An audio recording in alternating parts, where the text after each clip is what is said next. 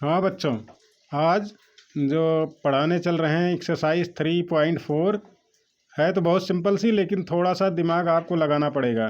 जैसे आप साइन 45 की वैल्यू लेते हैं तो 1/√2, फिर साइन 135 की वैल्यू लेते हैं तो 1/√2, फिर इसको घुमा करके 405 की वैल्यू लेते हैं वही 1/√2, 495 की वैल्यू लेते हैं तो 1/√2। इस तरह से वैल्यू घूमती जाएगी और वैल्यूज जो भी फर्स्ट और सेकंड क्वाड्रेंट में आएंगे इनकी जगह पे वो 1/√2 बनाते जाएंगे।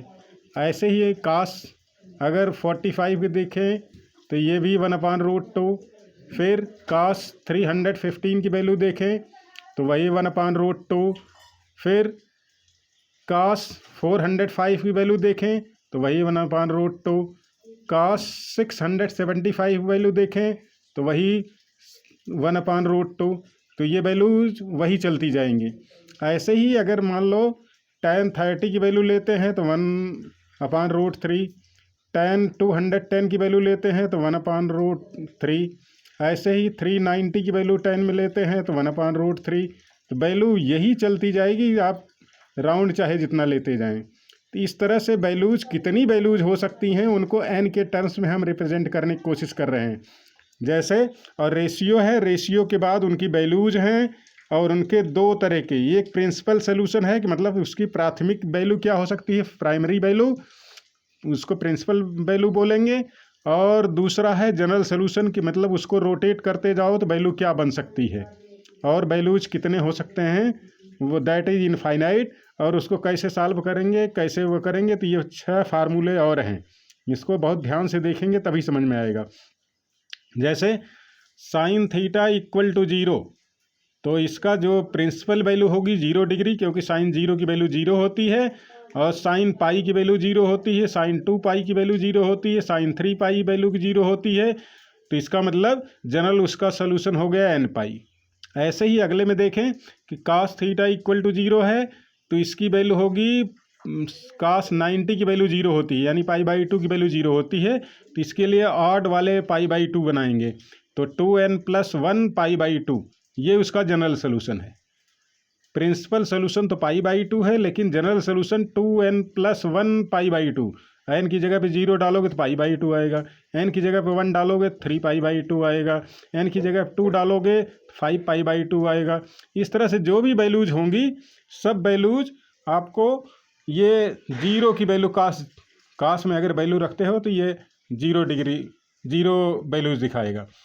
अगर tan थीटा इक्वल टू 0 है तो 0 डिग्री होगा, यानी n पाई 1 पाई 2 पाई 3 पाई 4 पाई इस तरह से बनता जाएगा, इसको n पाई के टर्म्स में कहेंगे। तो ये तो हो गए 0 वाले। अगर साइन थीटा 0 है, कास थीटा 0 है, tan थीटा 0 है, अगर इनकी जगह पे कोसेक सेक और कॉट आते हैं तो उनको आप रिवर्स करके उल्टा करके इन वैल्यूज में कर लीजिए, उसके बाद सॉल्व करिए।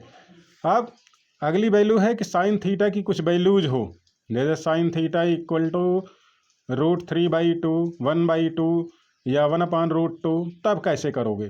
तो sine theta equal to sine alpha, theta equal to क्या होगा, अल्फ़ा होगा, और ये वैल्यूज जो हैं -π/2 से π/2 के बीच में हो, ज़्यादा बढ़िया है। वैसे आप दूसरे क्वाड्रेंट में भी ले जाकर कर सकते हैं, क्योंकि ये इक्वेशन है, इक्वेशन में बहुत सारी वैल्यू हो सकती हैं।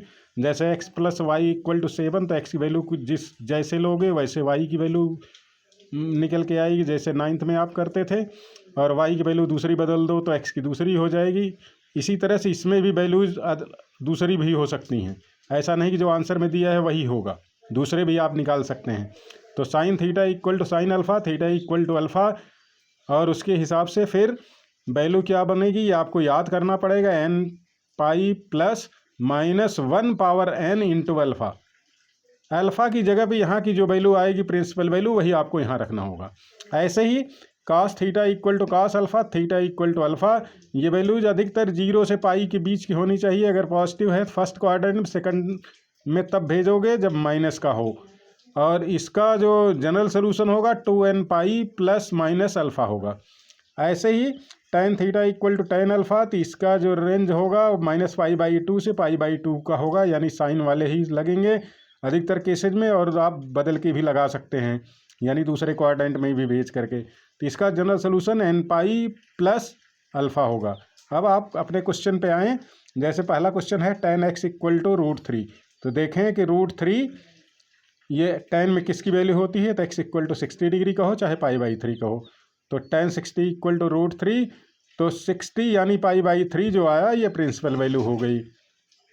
अब इस प्रिंसिपल वैल्यू को जनरल सोल्यूशन में लगाएं। जनरल सोल्यूशन में हमारे पास tan theta equal to tan alpha, यानी जनरल सोल्यूशन होगा n pi plus alpha. Alpha की वैल्यू आ रही 60 डिग्री π/3, तो इसलिए जनरल सोल्यूशन होगा एन पाई प्लस π/3। अब ऐसे ही देखें, अगर आपको सेकंड क्वेश्चन देखें तो cos x इक्वल टू 2 दिया है, तो इसको आप लिख सकते हो cos x इक्वल टू 1/2।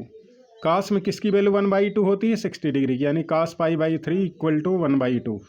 तो ये π/3 जो आया ये इसका प्रिंसिपल सोल्यूशन हो गया, x इक्वल टू π/3। अब cos का जो हम जनरल सोल्यूशन जानते हैं वह है 2n pi plus minus alpha. Alpha की जगह π/3 आया है, तो जनरल सोल्यूशन इसका हो गया 2n पाई प्लस माइनस π/3। ये आपको एक टेबल जो पहले बताए हैं वो याद रहना चाहिए, 6 फार्मूले। ऐसे ही तीसरा है cot x equal to minus √3, तो tan x इक्वल टू हो गया -1/√3। tan में किसकी वैल्यू ये होता है, तो tan -π/3 की वैल्यू -1/√3 होगा, या